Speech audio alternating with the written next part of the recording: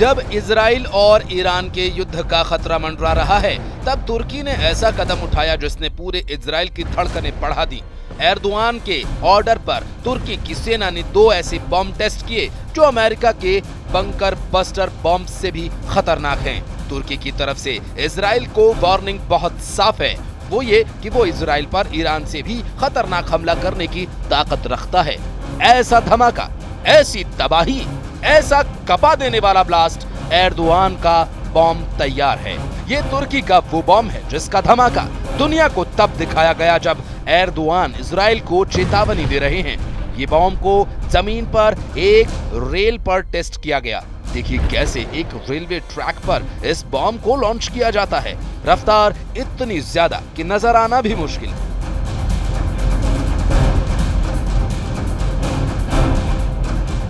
ये उतनी ही रफ्तार है जितनी तेजी से आसमान से ये गिरता है और फिर सामने रखी 7 मीटर चौड़ी कंक्रीट दीवार पर ये धमाका करता है। अब ये वीडियो देखिए, ये बम कैसे 7 मीटर कंक्रीट की दीवार चीर कर आगे बढ़ता है। एक बंकर बस्टर की ताकत क्या होती है ये वीडियो देखकर समझा जा सकता है। सामने रखा कंक्रीट का ब्लॉक 7 मीटर चौड़ा है और इसको भेद कर ये बम दूसरी तरफ से बाहर निकलता है। और अब देखिए तुर्की के बम ने कंक्रीट के टारगेट को किस तरह से तबाह बर्बाद कर दिया। तुर्की का ये super bunker buster bomb 7 metre की कंक्रीट को भेद कर आगे बढ़ता है और फिर धमाका करता है। क्या ये धमाके देख करके नेतन्याहू डर जाएंगे? क्योंकि एर्दोआन की तैयारी खतरनाक नजर आ रही है। एर्दोआन के बॉम्ब्स में इतनी आग है कि वो इसे नजरअंदाज नहीं कर सकते।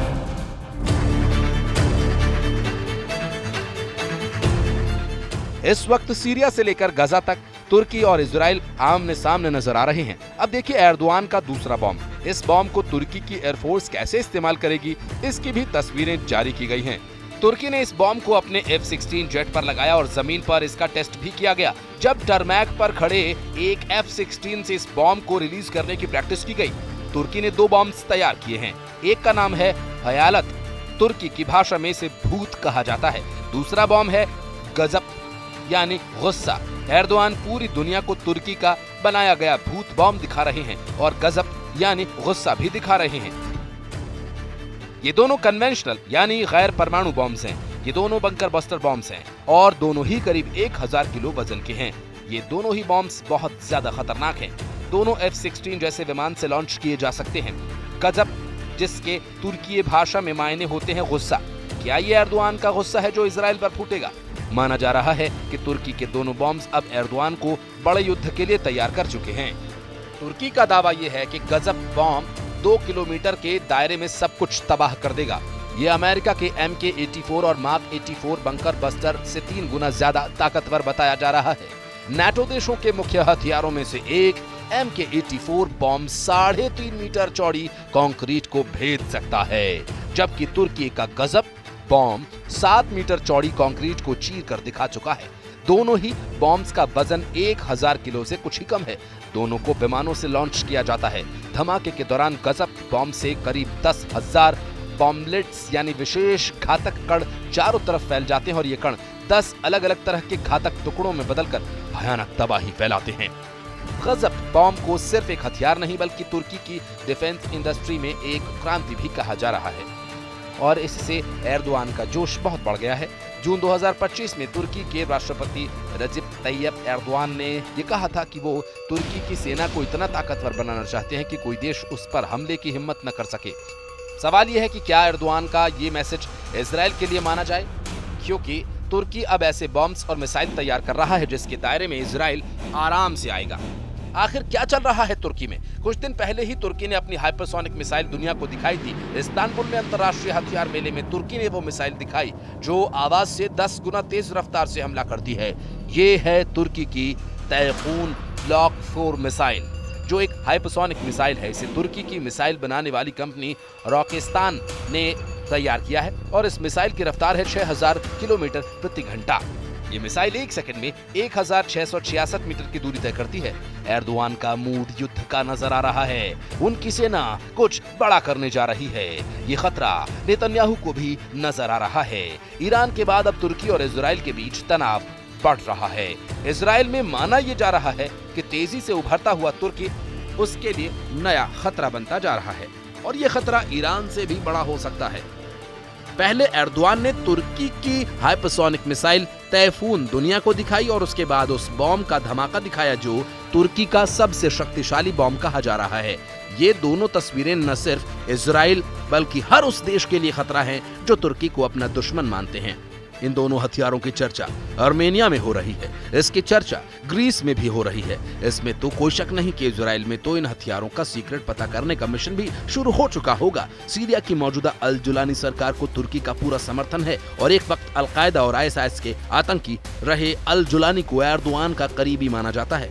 आतंकी संगठन आईएसआईएस के आतंकी रहे अल जुलानी को एर्दोआन का करीबी माना जाता है। आतंकी संगठन आईएसआईएस से अपने करियर की शुरुआत करने वाले जुलानी ने सीरिया में अलकायदा की जमीन तैयार की। यानी जुलानी पहले आईएसआईएस का आतंकी था और फिर अलकायदा का सरगना बन गया। कई सालों तक जुलानी एचटीएस यानी हया तहरीर अल शाम नाम के एक आतंकी संगठन बना करके बशर अल असद की सरकार से लड़ा।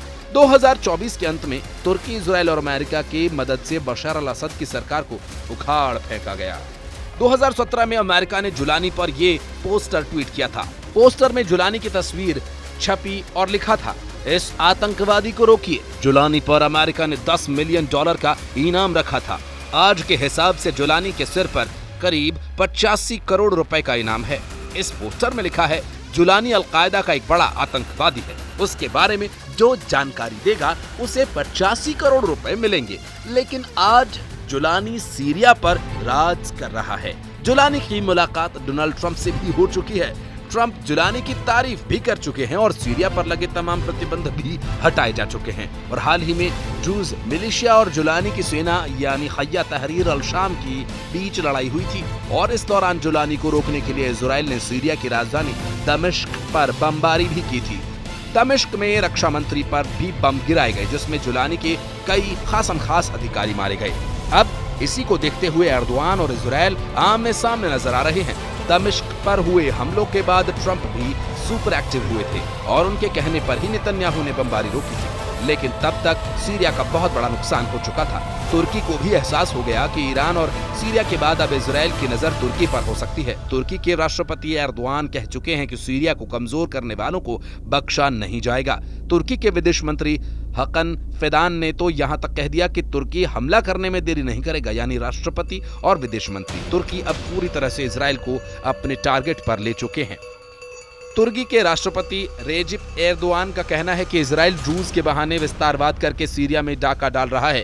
इजराइल कानून नहीं मानता। इजराइल एक अनियंत्रित, सिद्धांतहीन, बिगड़ा हुआ और लापरवाह आतंकी देश है। इस वक्त इजराइल की आक्रामकता पूरे क्षेत्र में बड़ी समस्या है। एर्दोआन के गुस्से का मतलब अब उनके बॉम्ब में भी दिखाई दे रहा है। यही गुस्सा वो अपने गजब बॉम्ब में भी दिखा रहे हैं। उनका एजेंडा साफ है। इजराइल को इस बात का अंदाजा हो गया कि तुर्की क्या कर सकता है। इजराइल और तुर्की के बीच बढ़ते तनाव को देखते हुए ट्रंप लगातार बीच बचाव कर रहे हैं और इसकी वजह से अमेरिका के हित दोनों से जुड़े हुए हैं। और अमेरिका अब सीरिया में जुलानी सरकार को भी अपनी सहयोगी मानता है। लिहाजा जुलानी को नेतन्याहू के गुस्से से बचाना ट्रंप के लिए जरूरी है। ट्रंप की प्रवक्ता कैरोलिन लेविट ने प्रेस कॉन्फ्रेंस करके बताया कि अमेरिका जुलानी के साथ है। ये मैसेज खास नेतन्याहू के लिए था। तुर्की अब सीरिया के साथ एक बड़ा रक्षा समझौता करना चाहता है। तुर्की पर अब सीरिया में अल हमा शहर के बेस पर भी नजर गड़ाए हुए है।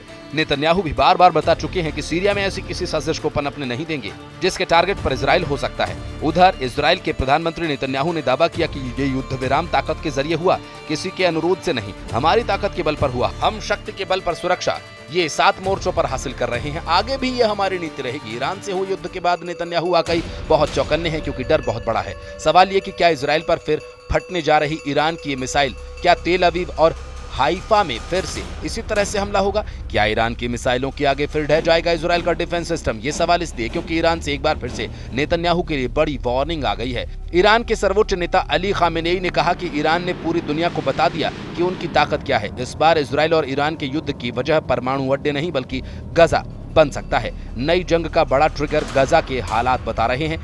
इस बर्तन में खत्म हो चुके खाने की तरह अब फिलिस्तीन को लेकर ईरान के साथ साथ यमन की भी बर्दाश्त करने की गुंजाइश खत्म होती जा रही है। नेतन्याहू के सामने फिर से 2 मोर्चे सुपर एक्टिव हो गए हैं। एक तरफ है यमन और दूसरी तरफ है ईरान। दोनों ही फ्रंट इजराइल के खिलाफ युद्ध के लिए दोबारा तैयार हो रहे हैं।